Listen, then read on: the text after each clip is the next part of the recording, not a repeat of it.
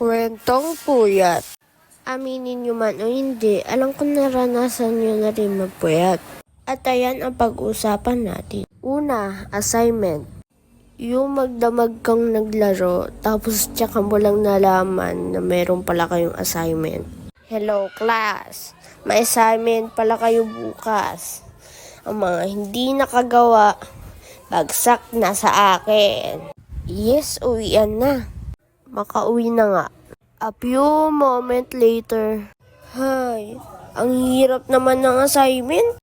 JR, laro tayo. Di pwede, may assignment ako. Saglit lang naman eh. O sige, basta saglit lang ah. A few moment later. Ang saya maglaro no? Oo nga pre. Uwi na pala ako pre ah. Ay, yung assignment ko pala, nakalimutan ko. Kailangan ko na tumatapos ngayon. Next day. DR, natapos mo ba yung assignment natin?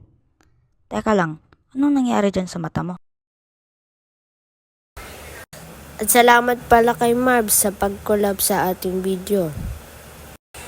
Mag-subscribe na kayo sa kanya, pangalan Marv Animation. Mag-subscribe na rin kayo sa kanyang second channel at gaming channel.